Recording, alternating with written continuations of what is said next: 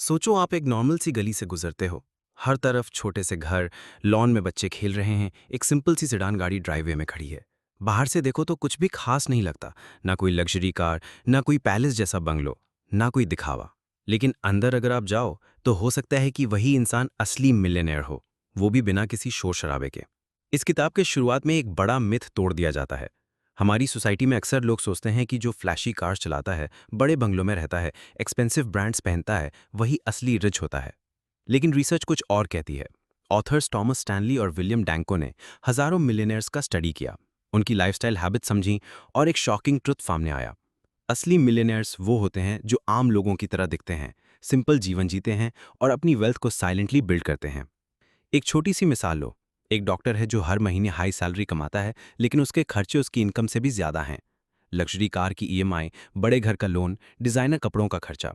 बाहर से देखने पर वो रिच लगता है, लेकिन असल में उसके पास सेविंग्स या रियल वेल्थ नहीं है। दूसरी तरफ एक प्लम्बर है या एक सेल्फ एम्प्लॉयड बिजनेस ओनर जो अपना खर्चा लिमिटेड रखता है, डिसिप्लिन तरीके से इन्वेस्ट करता है। बाहर से वो एक आम आदमी लगता है, लेकिन अंदर से एक करोड़पति बन चुका है। ये है मिलियनेयर नेक्स्ट डोर।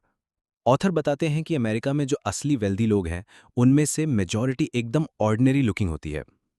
उनकी लाइफस्टाइल में कोई अननेसेसरी दिखावा नहीं होता, उनके घर सिंपल होते हैं, वो एवरेज नेबरहुड्स में रहते हैं और वो अपने फाइनेंशियल गोल्स के लिए क्वाइटली काम करते हैं। ये लोग अपने पैसे को खर्च करने के बजाय मल्टीप्लाई करते हैं। चैप्टर के पहले हिस्से में एक इंटरेस्टिंग ऑब्जर्वेशन दिया गया है। सोसाइटी अक्सर बिग स्पेंडर्स को रोल मॉडल मान लेती है। हमें सिखाया जाता है कि अगर आप लग्जरी ब्रांड्स खरीदते हो तो आप सक्सेसफुल हो। लेकिन असली सक्सेस का मतलब है अपनी इनकम को वाइजली मैनेज करना और फाइनेंशियल इंडिपेंडेंस अचीव करना। वेल्थ का मतलब है एसेट्स, ना कि लायबिलिटीज डिस्गाइज्ड एज एसेट्स। एक मिलियनेयर के घर का सीन इमेजिन करो। आप जाते हो एक्सपेक्टिंग कि बड़े बड़े पेंटिंग्स, इंपोर्टेड फर्नीचर और गोल्ड प्लेटेड आइटम्स मिलेंगे, लेकिन अंदर सब नॉर्मल है। फर्नीचर सिंपल है, किचन फंक्शनल है और बुक शेल्फ्स में फाइनेंस और इन्वेस्टमेंट की किताबें पड़ी हैं। यही कॉन्ट्रास्ट है जो सोसाइटी के दिखावे और रियलिटी के बीच का डिफरेंस समझाता है।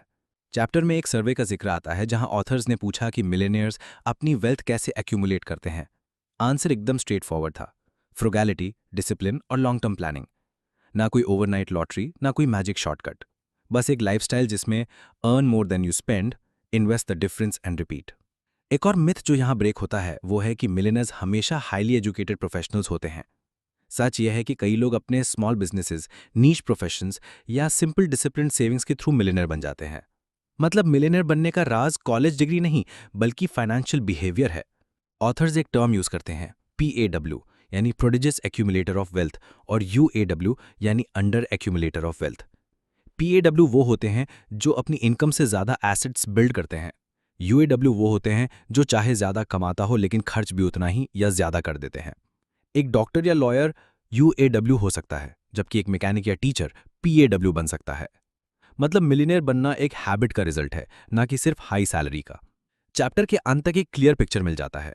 मिलियनेयर नेक्स्ट डोर वो है जो क्वाइटली अपनी वेल्थ बिल्ड करता है, अपनी लाइफस्टाइल को सिंपल रखता है और सोसाइटी के फ्लैशी ट्रैप्स से बचा रहता है। ये लोग एड्स और कंज्यूमरिज्म के चक्कर में नहीं आते। उनके लिए सिक्योरिटी, इंडिपेंडेंस और फैमिली के लिए स्ट्रॉन्ग फ्यूचर बनाना ज्यादा इंपॉर्टेंट है कंपेयर टू सोशल वैलिडेशन। और सबसे इंस्पायरिंग बात यह है कि ये लाइफस्टाइल किसी भी इंसान के लिए अडॉप्टेबल है, चाहे आप एक नॉर्मल जॉब करते हो या एक छोटा सा बिजनेस चलाते हो। अगर आप अपने खर्चे को कंट्रोल करना सीख जाओ, इन्वेस्ट करना शुरू करो और दिखावा बंद कर दो, तो मिलियनेयर बनना पॉसिबल है। इस चैप्टर का कोर मैसेज सिंपल है।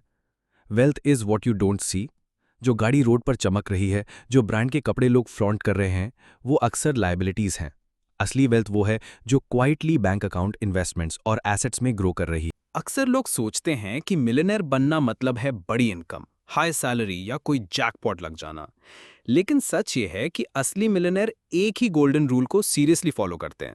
फ्रूगैलिटी, यानी अपनी लाइफ में सिंप्लिसिटी और सेल्फ कंट्रोल। सोचो, एक आम दिन का सीन। सुबह एक बिजनेसमैन उठता है। वो कोई फैंसी ब्रांड का सूट नहीं पहनता।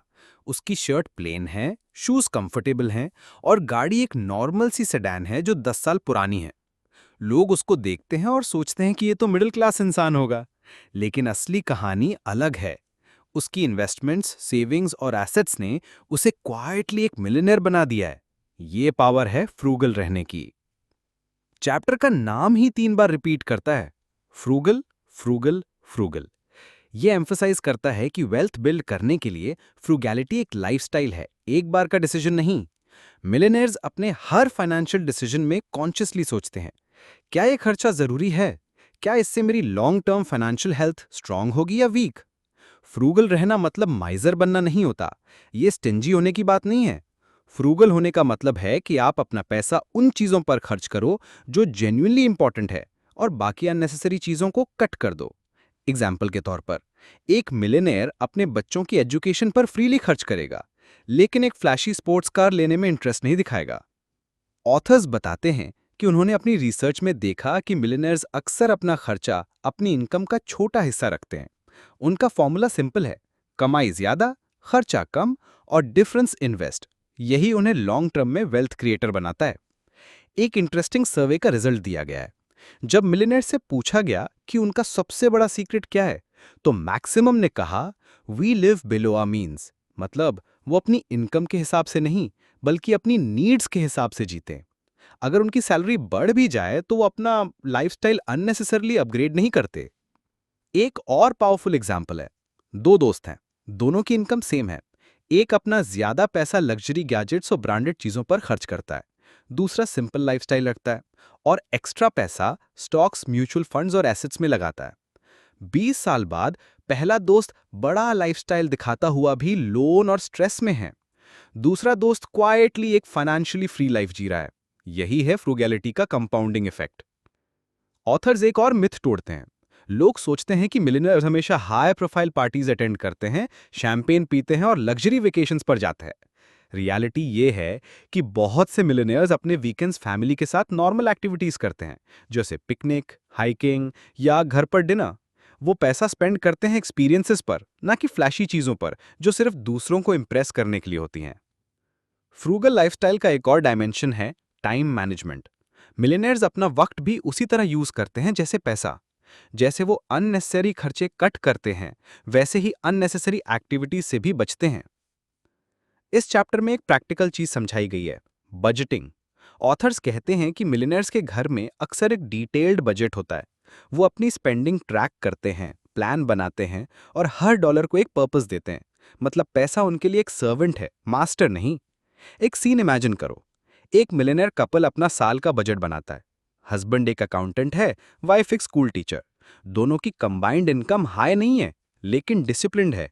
वो डिसाइड करते हैं कि 20% सेविंग्स और इन्वेस्टमेंट में जाएगा, 10% चैरिटी में और बाकी लिविंग एक्सपेंसेस में। साल दर साल वो क्वाइटली अपनी नेटवर्थ बढ़ाते जाते हैं। आज उनके पास मिलियंस हैं, लेकिन उनका घर अभी भी एक एवरेज नेबरहुड में है। यही है फ्रूगल पावर। चैप्टर के एंड में एक कोर आइडिया दिया गया है, wealth is built by discipline, not by income. मतलब अगर आप फ्रूगल हो तो चाहे आपकी सैलरी एवरेज हो, फिर भी आप वेल्दी बन सकते हो। और अगर आप फ्रूगल नहीं हो तो चाहे सैलरी हाई हो, आप हमेशा ब्रोक रहोगे। यहाँ एक इमोशनल एंगल भी है। फ्रूगल लाइफस्टाइल इंसान को पीस देता है। जब आप लोन्स, ईएमआईज और अननेसेसरी खर्चे के बोझ से फ्री होते हो, तो आपको अपनी लाइफ में एक अलग सुकून मिलता है। आप अपने डिसीजंस फियर फ्री लेते हो, अपना टाइम उन चीजों में इन्वेस्ट करते हो जो आपको खुशी देती हैं। फ्रूगल रहना एक कॉन्शियस चॉइस है। हर दिन जब आप कोई खरीदारी करते हो, एक चॉइस होती है, क्या मैं अपनी ईगो सेटिस्फाई कर रहा हूं या अपनी फ्रीडम सिक्योर कर रहा हूं? मिलियनेयर्स ऑलमोस्ट हमेशा दूसरा ऑप्शन चूज करते हैं। इंसान के पास तीन सबसे बड़े रिसोर्सेज होते हैं, समय, ऊर्जा और पैसा। ये तीनों एक दूसरे से जुड़े हुए हैं और इन्हें कैसे मैनेज किया जाता है वही डिसाइड करता है कि आप वेल्दी बनोगे या हमेशा स्ट्रगल करोगे। ऑथर्स शुरुआत में एक सिंपल क्वेश्चन उठाते हैं, आप अपना ज्यादा टाइम किस पर स्पेंड करते हो? बहुत सारे लोग पैसा कमाने के लिए इतना ज्यादा काम करते हैं कि उनके पास पैसा यूज करने का टाइम ही नहीं बचता। दूसरे लोग अपनी एनर्जी छोटी छोटी चीजों पर वेस्ट कर देते हैं, फ्लैशी लाइफस्टाइल मेंटेन करने में, अननेसेसरी शॉपिंग में या सोशल वैलिडेशन के चक्कर में। रिजल्ट, टाइम और एनर्जी खत्म, पैसा भी खत्म। असली मिलियनेयर्स एक अलग अप्रोच रखते हैं। उनके लिए समय और ऊर्जा सबसे प्रेशियस एसेट्स हैं। वो अपना ज्यादा टाइम पैसा बचाने में नहीं बल्कि पैसा बनाने और ग्रो करने में लगाते हैं। मतलब मिलियनेयर्स अपना ध्यान इस बात पर देते हैं कि उनका टाइम कैसे मल्टीप्लाई होगा, उनकी एनर्जी कैसे प्रोडक्टिव चीजों में लगेगी और उनका पैसा कैसे लॉन्ग टर्म रिटर्न देगा। एक एग्जाम्पल इमेजिन करो, दो इंसान हैं। पहला इंसान हर वीकेंड मॉल जाता है, शॉपिंग करता है, आवर्स स्पेंड करता है सिर्फ डिस्काउंट्स ढूंढने में। दूसरा इंसान वही टाइम अपनी स्किल्स इंप्रूव करने में, एक साइड बिजनेस चलाने में या इन्वेस्टमेंट अपॉर्चुनिटी स्टडी करने में यूज करता है। 10 साल बाद दोनों का डिफरेंस क्लियर होता है। पहला इंसान अभी भी मिडिल क्लास है, दूसरा क्वाइटली मिलियनियर बन गया है। ऑथर्स एक पावरफुल लाइन लिखते हैं, you can not be wealthy if you are wasting your time and energy. मतलब अगर आपकी डेली रूटीन ऐसी है जिसमें आपका ज्यादा समय और ऊर्जा अनप्रोडक्टिव चीजों पर जा रहा है, तो आपके फाइनेंशियल रिजल्ट्स कभी एक्स्ट्रा ऑर्डिनरी नहीं होंगे। चैप्टर में एक और इंपॉर्टेंट चीज समझाई गई है, फाइनेंशियल प्लानिंग। मिलेनियर्स अपना टाइम इस प्लानिंग में लगाते हैं कि उनके लॉन्ग टर्म गोल्स कैसे अचीव होंगे। वो अपनी एनर्जी शॉर्ट टर्म टेम्पटेशंस में नहीं बल्कि स्ट्रक्चर्ड डिसीजंस में यूज करते हैं। उनके पास एक क्लियर फाइनेंशियल रोड मैप होता है। हर साल वो अपनी नेटवर्थ कैलकुलेट करते हैं, अपने गोल्स रिव्यू करते हैं और अपना बजट एडजस्ट करते हैं। एक रियल लाइफ सिनेरियो सोचो, एक कपल है जिनकी इनकम ज्यादा नहीं है, लेकिन उन्होंने डिसाइड किया है कि हर महीने थोड़ा पैसा रिटायरमेंट फंड में जाएगा। उनके दोस्त उन्हें बोरिंग कहते हैं क्योंकि वो लग्जरी वेकेशंस या लेटेस्ट गैजेट्स अफोर्ड नहीं करते। लेकिन 20 साल बाद वही कपल फाइनेंशियली इंडिपेंडेंट होता है, जबकि उनके फ्लैशी दिखने वाले दोस्त अभी भी लोन्स और स्ट्रेस के बोझ में हैं। ये डिफरेंस है समय और पैसा सही जगह लगाने का। चैप्टर में एक और चीज हाईलाइट की गई है, अपॉर्चुनिटी कॉस्ट। मतलब अगर आप अपना समय एक लो वैल्यू एक्टिविटी में लगा रहे हैं तो आप एक हाई वैल्यू एक्टिविटी लूज कर रहे हैं। मिलियनियर्स हर डिसीजन में सोचते हैं कि इस एक्टिविटी का रिटर्न क्या है, क्या मेरा समय यहाँ बेस्ट यूज हो रहा है। एग्जाम्पल, एक मिलियनियर अपना लॉन खुद नहीं काटता, वो किसी को हायर करता है, क्योंकि उसके लिए 1 घंटे का समय एक इन्वेस्टमेंट डिसीजन लेने में या बिजनेस ग्रो करने में ज्यादा वैल्यूएबल है। मतलब वो अपनी ऊर्जा और समय उस जगह लगाता है जहां उसको हाईएस्ट रिटर्न मिलता है। ऑथर्स ये भी कहते हैं कि वेल्दी लोग अपनी एनर्जी प्रोटेक्ट करते हैं। वो अपने सराउंडिंग्स ऐसे चूज करते हैं जहां नेगेटिविटी, स्ट्रेस और अननेसेसरी ड्रामा कम हो। अगर आप अपनी मेंटल और इमोशनल एनर्जी एग्जॉस्ट कर दोगे तो आपके पास वेल्थ बिल्डिंग के लिए क्लैरिटी बचेगी ही नहीं। मिलेनियर्स अक्सर काम और फोकस दिखते हैं क्योंकि वो अपनी एनर्जी को वाइसली एलोकेट करते हैं। एक और बात, डिसिप्लिन। टाइम और पैसा दोनों को मैनेज करने के लिए डिसिप्लिन सबसे बड़ा टूल है। मिलेनियर्स के लिए डिसिप्लिन एक हैबिट बन चुका होता है। वो अपने दिन के छोटे छोटे डिसीजंस में डिसिप्लिन दिखाते हैं। खर्चा प्लान करना, सेविंग्स ऑटोमेट करना, टाइम वेस्टिंग हैबिट्स अवॉइड करना, यही छोटी छोटी चीजें लॉन्ग टर्म में उन्हें फाइनेंशियली फ्री बनाती हैं। चैप्टर के एक हिस्से में ऑथर्स कंपेयर करते हैं 2 टाइप्स के लोग। एक वो जो अपनी इनकम का ज्यादा हिस्सा खर्च करते हैं और अपनी एनर्जी शॉपिंग, स्टेटस और शो ऑफ में वेस्ट करते हैं। दूसरे वो जो अपना ज्यादा टाइम और एनर्जी वेल्थ बिल्ड करने में लगाते हैं। रिजल्ट ऑब्वियस है, पहली कैटेगरी के लोग कभी फाइनेंशियली इंडिपेंडेंट नहीं होते, जबकि दूसरी कैटेगरी के लोग क्वाइटली मिलियनेयर्स बन जाते हैं। चैप्टर के अंत तक एक मैसेज क्लियर हो जाता है, अगर आप वेल्दी बनना चाहते हो तो अपने समय और ऊर्जा को उसी तरह ट्रीट करो जैसे पैसे को ट्रीट करते हो। वेस्ट मत करो, वाइजली इन्वेस्ट करो और उन्हीं एक्टिविटीज पर फोकस करो जो लॉन्ग टर्म ग्रोथ लाती हैं। एक काम और डीप नैरेटर आपको इस बात का एहसास कराता है कि हर दिन आपके पास एक लिमिटेड एनर्जी और टाइम बैंक होता है। जैसे आप अपने पैसे का बजट बनाते हो, वैसे ही अपने टाइम और एनर्जी का भी बजट बनाओ। मिलियनेयर्स इसी हैबिट की वजह से मिलियनेयर बनते हैं। चैप्टर 3 का एक लाइन में एसेंस है, टाइम और एनर्जी को वाइजली एलोकेट करो क्योंकि इन्हीं से पैसा बनता है। पैसा वापस आ सकता है, लेकिन टाइम और एनर्जी कभी वापस नहीं आती। रोड पर चमकती हुई एक लग्जरी कार देखते ही हमारे दिमाग में तुरंत एक इमेज बनती है, ये इंसान रिच होगा, सक्सेसफुल होगा, इसने लाइफ जीत ली है। सोसाइटी ने हमें सिखाया है कि जो गाड़ी आप चलाते हो वही आपकी औकात, स्टेटस और सक्सेस डिफाइन करती है। लेकिन मिलियनेयर्स के स्टडी के बाद एक सरप्राइजिंग सच सामने आता है, आप जो ड्राइव करते हो वो आपकी असली वेल्थ का मेजर नहीं है। चैप्टर की शुरुआत एक इंटरेस्टिंग सर्वे से होती है। जब ऑथर्स ने हंड्रेड्स ऑफ मिलियनेयर्स का स्टडी किया तो उन्होंने देखा कि majority millionaires expensive sports cars या लग्जरी एसयूवीज नहीं चलाते, बल्कि उनके पास सिंपल, रिलायबल और अक्सर पुरानी कार्स होती हैं। क्यों? क्योंकि उनके लिए कार एक लायबिलिटी है, असेट नहीं। सोचो एक सिनेरियो, एक इंसान है जो हर 2 साल में नई गाड़ी ले लेता है, ईएमआई भर रहा है, इंश्योरेंस प्रीमियम दे रहा है, मेंटेनेंस कॉस्ट झेल रहा है। बाहर से देखने में वो स्टाइलिश और सक्सेसफुल लगता है। दूसरी तरफ एक मिलियनेयर है जो 8-10 साल पुरानी फुल्ली पेड ऑफ कार चलाता है। बाहर से वो आम आदमी लगता है, लेकिन असल में उसके इन्वेस्टमेंट्स, प्रॉपर्टीज और नेटवर्थ उस फ्लैशी कार वाले इंसान से कई गुना ज्यादा हैं। ऑथर्स एक सिंपल बात समझाते हैं, लग्जरी कार्स ज्यादातर उन लोगों के पास होती हैं जो रिच दिखना चाहते हैं, ना कि उनके पास जो असली में वेल्दी होते हैं। मिलियनेयर्स के लिए कार एक जरूरत है, स्टेटस सिंबल नहीं। एक स्टोरी इमेजिन करो, एक सेल्फ मेड बिजनेसमैन है जिसका बिजनेस अच्छा चल रहा है। उसके दोस्त और रिलेटिव्स उसको बार बार कहते हैं, अब तो तुम्हारी कंपनी सक्सेसफुल है, तुम्हें एक लग्जरी कार लेनी चाहिए, वरना लोग तुम्हें सीरियसली कैसे लेंगे। लेकिन वो बिजनेसमैन कामली जवाब देता है, मुझे कार से नहीं, मेरे वर्क और रिजल्ट से लोग पहचानेंगे। ये सोच ही उसको अलग बनाती है। ऑथर्स ने जब मिलियनेयर से पूछा कि उनकी फेवरेट कार ब्रांड क्या है, तो सरप्राइजिंग आंसर्स मिले, Ford, Toyota, Honda. Simple, durable, reliable. बहुत कम मिलियनियर्स ने मर्सिडीज, BMW या फरारी जैसी लग्जरी ब्रांड्स का नाम लिया, मतलब वो अपनी पैसा को डेप्रिशिएटिंग एसेट्स पर वेस्ट नहीं करते। इस चैप्टर में एक साइकोलॉजिकल ट्रैप भी समझाया गया है, स्टेटस कंजम्पशन। लोग अक्सर सोसाइटी को इंप्रेस करने के लिए खरीदारी करते हैं। एक नई गाड़ी लेने का असली रीज़न उनके लिए ट्रांसपोर्टेशन नहीं होता, बल्कि अपना इमेज दिखाना होता है। लेकिन असली मिलियनेयर्स इस ट्रैप में नहीं गिरते। उनका सेल्फ वर्थ उनके नेटवर्थ से आता है, ना कि उनकी कार के ब्रांड से। एक और सीन इमेजिन करो, एक नेबरहुड जहां एक फ्लैशी स्पोर्ट्स कार खड़ी है और एक नॉर्मल सेडान खड़ी है। लोग अज्यूम करते हैं कि स्पोर्ट्स कार वाला रिच है, लेकिन रियलिटी ये हो सकती है कि स्पोर्ट्स कार वाला इंसान डेट में डुबला हुआ है और सेडान चलाने वाला क्वाइटली अपना रिटायरमेंट फंड बिल्ड कर रहा है। चैप्टर में एक और इम्पॉर्टेंट पॉइंट है, अपॉर्चुनिटी कॉस्ट ऑफ कार्स। अगर आप एक 50 लाख की लग्जरी कार खरीदते हो, तो वो पैसा अगर इन्वेस्ट होता तो 20 साल बाद करोड़ों में होता। मिलियनेयर्स इस कैलकुलेशन को समझते हैं। उनके लिए गाड़ी एक डेप्रीशिएटिंग मशीन है जो दिन पे दिन अपनी वैल्यू खो रही है। इसीलिए वो अपने हार्ड एंड मनी को गाड़ी के दिखावे में नहीं, बल्कि प्रोडक्टिव इन्वेस्टमेंट्स में लगाते हैं।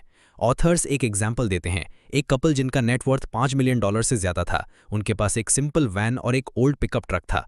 जब उनसे पूछा गया कि आपने लग्जरी कार्स क्यों नहीं ली, तो उनका जवाब था, हमें लग्जरी कार से ज़्यादा अपनी फाइनेंशियल फ्रीडम पसंद है। ये चैप्टर एक इमोशनल इंसाइट भी देता है। जब इंसान अपने फाइनेंशियल डिसीजंस दूसरों को इंप्रेस करने के लिए लेता है, तो वो हमेशा स्ट्रेस में रहता है। EMI का बोझ, इंश्योरेंस प्रीमियम, मेंटेनेंस का खर्चा, ये सब उसकी फाइनेंशियल हेल्थ को खोखला कर देते हैं। दूसरी तरफ जब इंसान अपने लिए डिसीजंस लेता है, प्रैक्टिकल और फ्रूगल तरीके से, तो उसके पास सुकून और कंट्रोल होता है। मिलियनेयर्स इसी सुकून को चूज करते हैं। नरेटर कामली बताता है, आप अपनी कार नहीं हो, आप अपनी आइडेंटिटी लग्जरी ब्रांड से डिफाइन नहीं करते। आप अपने हैबिट्स, अपने इन्वेस्टमेंट्स और अपने लॉन्ग टर्म विजन से डिफाइन होते हो। चैप्टर के अंत तक एक बड़ा लेसन सामने आता है, वेल्थ इज इनविजिबल। आपको रोड पर चमकती गाड़ी से नहीं पता चलेगा कि कौन वेल्दी है। असली वेल्थ उनके बैंक अकाउंट्स, इन्वेस्टमेंट्स और उनके डिसिप्लिन में होती है, जो आंखों से दिखाई नहीं देती।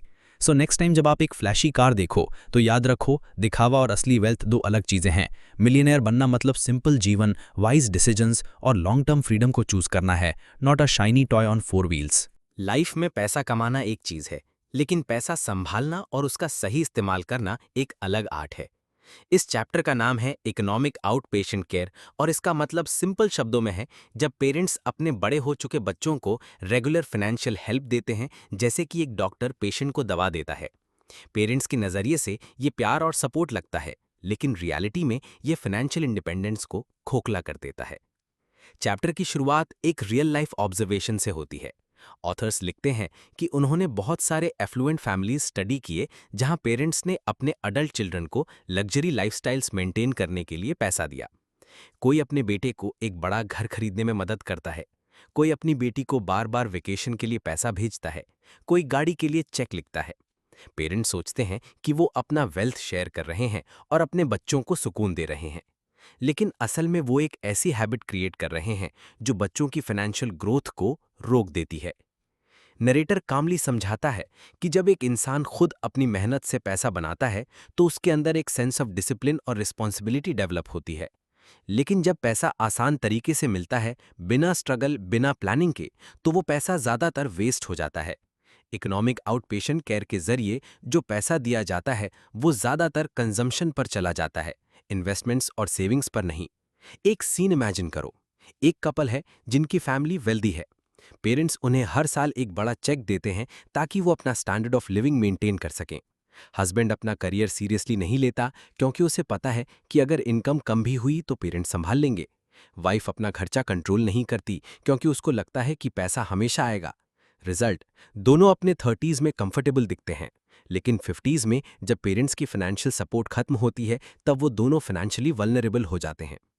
ऑथर्स एक और ऑब्जर्वेशन करते हैं, जो फैमिलीज अपने अडल्ट चिल्ड्रन को ज़्यादा पैसा देते हैं, उनके बच्चे ज़्यादा स्पेंडर बन जाते हैं। उनकी फाइनेंशियल प्लानिंग वीक होती है।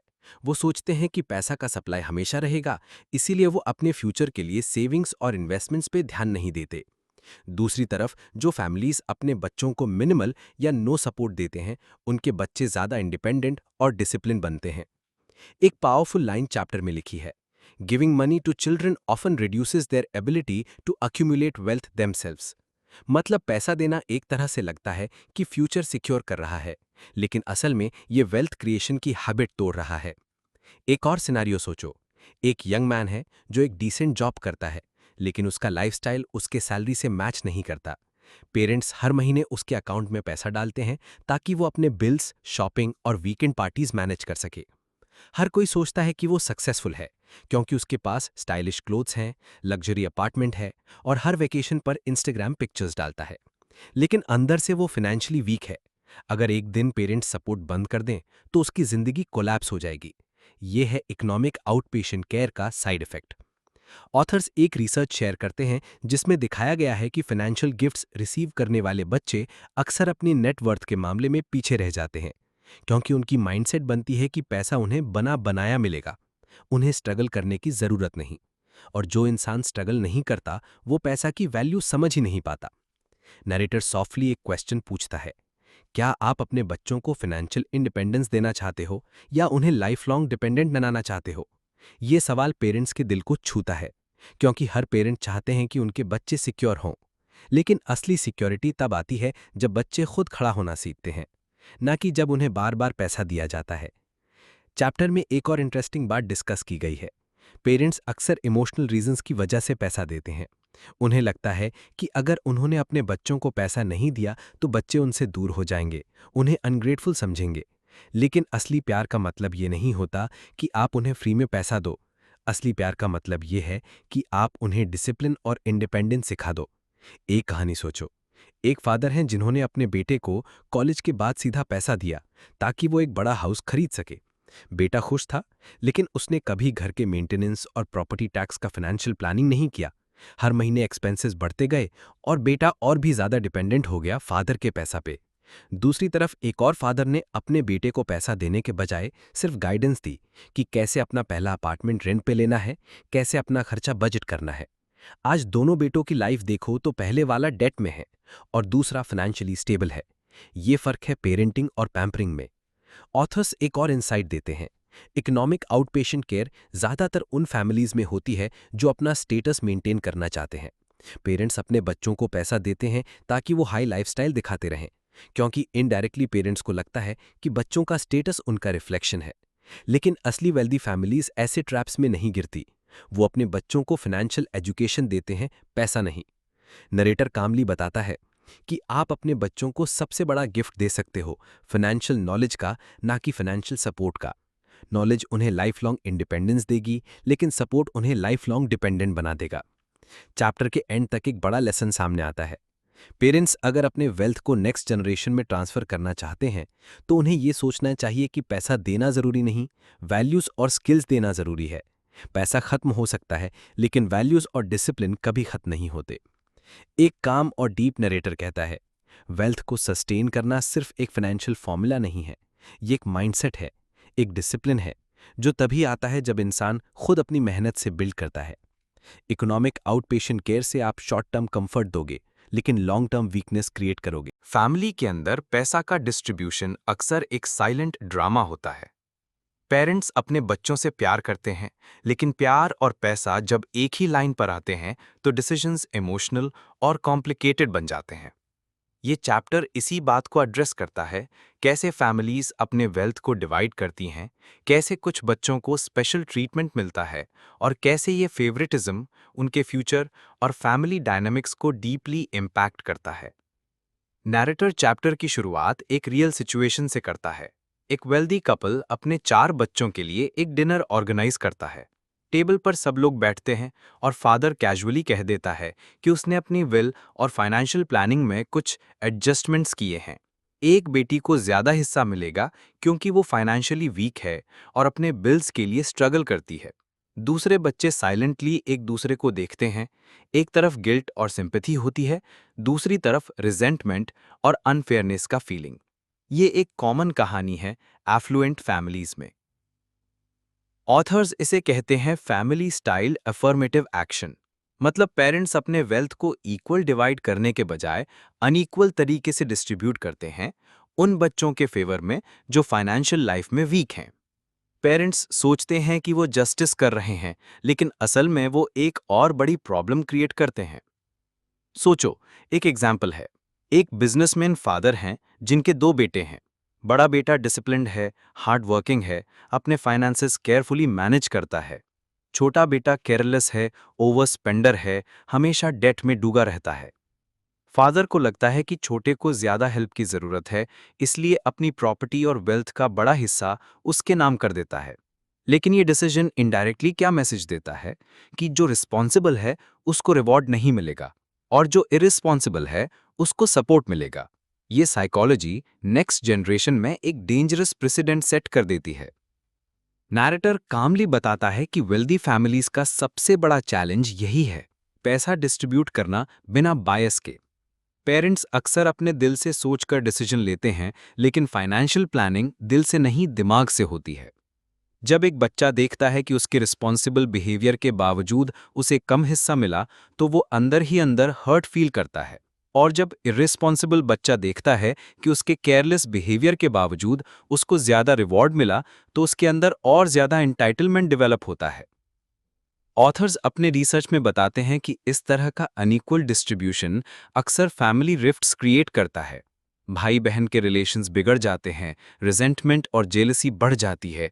कई बार वेल्दी फैमिलीज के इनहेरिटेंस डिस्प्यूट्स कोर्ट तक चले जाते हैं। जो पैसा एक ब्लेसिंग होना चाहिए था, वही कर्स बन जाता है। एक और सीन इमेजिन करो। एक डॉटर है जो एक टीचर है, मॉडेस्ट सैलरी कमाती है, लेकिन अपना घर मैनेज करती है, सेविंग्स करती है, डिसिप्लिन फॉलो करती है। दूसरी डॉटर एक ग्लैमरस लाइफस्टाइल जीती है, अपनी सैलरी से ज्यादा खर्च करती है, लोन्स लेती है। पेरेंट्स को लगता है कि ग्लैमरस डॉटर को ज्यादा पैसा चाहिए, इसलिए उसको ज्यादा सपोर्ट देते हैं। टीचर डॉटर शांत रहती है, लेकिन अंदर से सोचती है कि मैंने रिस्पॉन्सिबल होना क्यों चूज किया। अगर मैं भी केयरलेस होती तो मुझे ज्यादा रिवॉर्ड मिलता। ये साइलेंट फ्रस्ट्रेशन एक दिन फैमिली के प्यार को तोड़ देता है। नैरेटर ये भी हाईलाइट करता है कि फाइनेंशियल फेवरेटिज्म के पीछे अक्सर गिल्ट होता है। पेरेंट्स सोचते हैं कि उनके एक बच्चे के साथ उन्होंने लाइफ में ज्यादा टफ बिहेव किया या उसका करियर स्ट्रांग नहीं बन पाया। उस गिल्ट को बैलेंस करने के लिए वो पैसा का सहारा लेते हैं, लेकिन गिल्ट से बनाया हुआ फाइनेंशियल डिसीजन कभी लॉन्ग टर्म पॉजिटिव आउटकम नहीं देता। चैप्टर में एक और नुआंस आता है। कभी कभी पेरेंट्स कॉन्शियसली एक बच्चे को प्रेफर करते हैं क्योंकि उन्हें लगता है कि वही केयर टेकर बनेगा। जैसे एक डॉटर जो पेरेंट्स के करीब रहती है, उनकी देखभाल करती है, उसको ज्यादा इनहेरिटेंस दिया जाता है। बाकी सिबलिंग्स को लगता है कि उनके कॉन्ट्रीब्यूशन को इग्नोर कर दिया गया। ऑथर्स कहते हैं कि इस तरह का अनइक्वल डिस्ट्रीब्यूशन टेम्पररी रिलीफ दे सकता है, लेकिन लॉन्ग टर्म में फैमिली टाइज को वीक कर देता है। एक बड़ा लेसन यहाँ ये है कि वेल्थ डिस्ट्रीब्यूशन में फेयरनेस और ट्रांसपेरेंसी बहुत जरूरी है। अगर पेरेंट्स ओपन कम्युनिकेशन रखते हैं, अपनी सोच क्लियरली एक्सप्लेन करते हैं, तो रिजेंटमेंट कम होता है। लेकिन जब डिसीजंस सीक्रेटिव होते हैं या एक बच्चे को स्पेशल ट्रीटमेंट मिलता है बिना एक्सप्लेनेशन के, तब बिटरनेस बढ़ जाती है। नैरेटर एक काम रिमाइंडर देता है, पैसा एक टूल है जो फैमिली को सिक्योर कर सकता है, लेकिन गलत यूज से यही पैसा फैमिली को तोड़ भी सकता है। ऑथर्स अपने स्टडी में ये भी दिखाते हैं कि जहां फैमिलीज ने वेल्थ को इक्वल और प्रिंसिपल बेस्ड तरीके से डिस्ट्रीब्यूट किया, वहां हार्मनी बनी रहे, और जहां अनइक्वल और इमोशनल बेसिस पर डिस्ट्रीब्यूशन हुआ, वहां कॉन्फ्लिक्ट्स बढ़े। एक और कहानी इमेजिन करो। एक वेल्दी मदर अपने तीनों बच्चों को ओपनली बुलाती है और कहती है कि मेरे पास जितना भी वेल्थ है उसका इक्वल हिस्सा तुम तीनों को मिलेगा, चाहे तुम्हारी इनकम ज्यादा हो या कम, चाहे तुम्हारी लाइफस्टाइल सिंपल हो या फ्लैशी, तुम सब मेरे लिए इक्वल हो। ये बात सिंप्लिसिटी लगती है, लेकिन उसके इम्पैक्ट बहुत डीप होते हैं। तीनों बच्चे अपने पेरेंट्स को रिस्पेक्ट करते हैं और एक दूसरे के साथ जेलसी डेवलप नहीं करते। यही मैच्योरिटी और फेयरनेस एक लेगेसी को हेल्दी बनाता है। चैप्टर के एंड तक एक स्ट्रॉन्ग मैसेज सामने आता है। फैमिली स्टाइल अफर्मेटिव एक्शन एक शॉर्ट टर्म बैंडेड लगता है, लेकिन लॉन्ग टर्म में वो डिसिप्लिन तोड़ देता है, रिजेंटमेंट क्रिएट करता है और वेल्थ को एक कर्स बना देता है। पेरेंट्स अगर अपने बच्चों के लिए सच में बेस्ट चाहते हैं, तो उन्हें अपना वेल्थ इक्वल और ट्रांसपेरेंट तरीके से डिवाइड करना चाहिए। स्पेशल ट्रीटमेंट देने के बजाय उन्हें फाइनेंशियल एजुकेशन देना चाहिए। नैरेटर एक काम टोन में कंक्लूड करता है, प्यार सबको बराबर मिलना चाहिए और पैसा भी। अगर आप एक को ज्यादा दोगे और दूसरे को कम, तो आप लव के साथ अनफेयरनेस का पॉइजन भी मिक्स कर दोगे। वेल्थ को ब्लेसिंग बनाइए, कर्स नहीं। लाइफ में सक्सेस पाने के लिए सबसे पहला और सबसे इम्पॉर्टेंट सवाल ये है, मैं किस चीज़ में अच्छा हूँ, और उससे भी बड़ा सवाल, क्या मैं अपना करियर और अपनी एनर्जी उस चीज़ पर लगा रहा हूँ जो मेरी स्ट्रेंथ के साथ अलाइन करती है। इस चैप्टर का सेंट्रल मैसेज है, अगर आप वेल्दी बनना चाहते हो तो आपको अपना नीश ढूंढना होगा। नीश मतलब एक ऐसी जगह, एक ऐसा प्रोफेशन, एक ऐसा मार्केट जहां आपके स्किल्स और आपकी वैल्यू सबसे ज्यादा शाइन कर सके। नैरेटर चैप्टर की शुरुआत एक रियल कहानी से करता है। एक यंग लड़का था जो कॉलेज के बाद कॉर्पोरेट जॉब करता था। सैलरी अच्छी थी, ऑफिस बड़ा था, लेकिन अंदर से उसे लगता था कि वो एक रैट रेस में फंस गया है। दिन भर मीटिंग्स, टारगेट्स और डेडलाइंस, और रात को थकान और डिससैटिस्फैक्शन। एक दिन उसने डिसाइड किया कि वो अपनी पैशन फॉलो करेगा, वुड वर्किंग। उसने छोटी वर्कशॉप शुरू की, लोकल क्लाइंट्स के लिए फर्नीचर बनाया। धीरे धीरे उसका काम यूनिक डिज़ाइन और हाई क्वालिटी की वजह से पॉपुलर हुआ, और कुछ साल में उसने अपना ब्रांड एस्टैब्लिश कर दिया। आज वो एक मिलियनेयर है। कॉर्पोरेट जॉब से वो कभी इतना मिलियनेयर नहीं बन पाता, लेकिन अपना नीश ढूंढने से उसने फाइनेंशियल फ्रीडम और पर्सनल सेटिस्फैक्शन दोनों पा लिया। ऑथर्स यही कहना चाहते हैं, millionaires rarely follow the crowd. वो अपना एक अलग पाथ बनाते हैं। उनका नीश उन्हें दूसरों से अलग करता है और वही उनका कंपेटिटिव एडवांटेज बनता है। एक और स्टोरी इमेजिन करो। एक डॉक्टर है जो जनरल प्रैक्टिस करता है। उसके पास पेशेंट्स आते हैं, इनकम स्टडी है, लेकिन एक्स्ट्रा ऑर्डिनरी नहीं। एक दिन उसने ऑब्जर्व किया कि उसके एरिया में स्पोर्ट्स इंजरीज काफ़ी कॉमन है। उसने स्पोर्ट्स मेडिसिन में स्पेशलाइज करना शुरू किया, अपना क्लिनिक उस नीश के लिए डिज़ाइन किया। धीरे धीरे वो एक गो टू एक्सपर्ट बन गया एथलीट्स के लिए। उसका नाम, उसका क्लिनिक और उसकी इनकम तेज़ी से बढ़ने लगी। उसने एक नीश चूज किया जहां डिमांड थी और कंपटीशन कम था। चैप्टर में ऑथर्स एक पैटर्न हाईलाइट करते हैं। मिलियनेयर्स अक्सर उन्हीं निशेज में मिलते हैं जो ग्लैमरस नहीं होते। मतलब वो एक्टर्स, पॉप स्टार्स या फ्लैशी एंटरप्रेन्योर्स नहीं होते, बल्कि वो अक्सर डल साउंडिंग प्रोफेशंस में होते हैं, जैसे ऑक्शनियर्स, पेस्ट कंट्रोलर्स, वेल्डिंग कॉन्ट्रैक्टर्स, नीश लीगल एडवाइजर्स या प्लम्बिंग बिजनेसेस के ओनर्स। सोसाइटी उन प्रोफेशंस को बोरिंग समझती है, लेकिन वहीं बोरिंग दिखने वाले निशेज मिलियनेयर बनाते हैं। क्यों? क्योंकि वहां कंपटीशन कम है और डिमांड स्टेबल है। नैरेटर कामली एक इनसाइट देता है, वेल्थ ज्यादातर उन लोगों के पास होती है जो अपने पैशन को प्रैक्टिकल नीश के साथ अलाइन करते हैं। ग्लैमर के पीछे भागने वाले लोग अक्सर क्राउड में खो जाते हैं, लेकिन जो इंसान अपनी एक जगह बना लेता है वही स्टैंड आउट करता है। चैप्टर में एक और पॉइंट समझाया गया है, नीश ढूंढने के लिए पेशेंस और ऑब्जर्वेशन दोनों चाहिए। मिलियनेयर जल्दबाजी में कोई भी ट्रेंड चेज नहीं करते। वो ऑब्जर्व करते हैं कि मार्केट की नीड क्या है, लोग किस प्रॉब्लम से स्ट्रगल कर रहे हैं, और फिर उस प्रॉब्लम को सॉल्व करने का एक प्रैक्टिकल सोल्यूशन निकालते हैं। एक सिनेरियो सोचो। एक वुमन है जो एक छोटे टाउन में रहती है। उसने नोटिस किया कि लोगों के पास पेट ग्रूमिंग सर्विसेज की फैसिलिटी नहीं है। शी लव्ड एनिमल्स और उसने अपना एक स्मॉल ग्रूमिंग सैलून खोला। पहले तो लोगों को अजीब लगा, लेकिन धीरे धीरे डिमांड बढ़ गई। उसने अपनी सर्विसेज एक्सपैंड की और आज वो एक सक्सेसफुल बिजनेस ओनर है। अगर उसने ग्लैमरस इंडस्ट्रीज चेस की होती, शायद वो क्राउड में एक और स्ट्रगलर होती, लेकिन अपना नीश ढूंढने से उसने एक एम्पायर बिल्ड कर दिया। ऑथर्स ये भी हाईलाइट करते हैं कि मिलियनेयर बनने के लिए हमेशा नीश का मतलब पैशन फॉलो करना नहीं होता। कभी कभी नीश का मतलब एक बोरिंग प्रॉब्लम सॉल्व करना होता है जिसे कोई और सॉल्व करना नहीं चाहता, जैसे waste management companies, security services या मैन्युफैक्चरिंग के कुछ स्पेसिफिक पार्ट्स। ये इंडस्ट्रीज ग्लैमरस नहीं हैं, लेकिन प्रॉफिट्स बहुत हाई होते हैं। नैरेटर सॉफ्टली कहता है, असली वेल्थ उनके पास होती है जो अपना कंफर्ट जोन तोड़कर एक यूनिक जगह ऑक्यूपाई करते हैं। एक और ऑब्जर्वेशन चैप्टर में है, मिलियनेयर्स अक्सर सेल्फ एम्प्लॉयड या बिजनेस ओनर्स होते हैं जो अपना नीश कंट्रोल करते हैं। जॉब करना बुरी चीज नहीं है, लेकिन जॉब में आप हमेशा किसी और के नीश का पार्ट बन जाते हो। जब आप अपना नीश खुद क्रिएट करते हो, तब आप अपने डेस्टिनी कंट्रोल करते हो। ऑथर्स एक डेटा पॉइंट भी शेयर करते हैं, मोस्ट मिलियनेयर्स एक प्रोफेशन में एटलीस्ट 20 ईयर्स तक टिकते हैं। मतलब वो अपने नीश को डीपली मास्टर करते हैं। वो एक ही जगह पे स्टिक होते हैं, अपना एक्सपीरियंस और रेप्यूटेशन बिल्ड करते हैं, और धीरे धीरे उनका वेल्थ कंपाउंड होता है। एक और कहानी सोचो।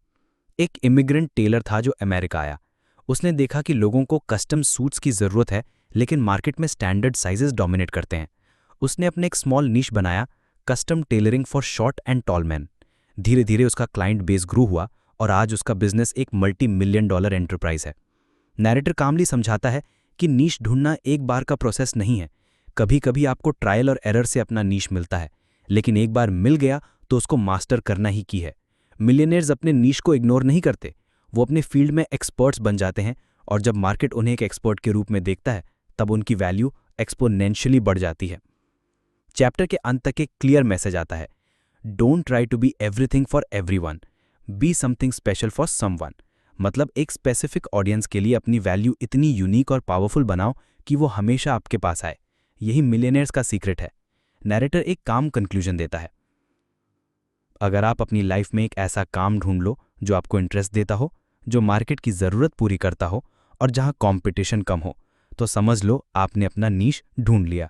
और जिस दिन आपने अपना नीश मास्टर कर लिया, उस दिन से वेल्थ आपके पीछे भागने लगेगी।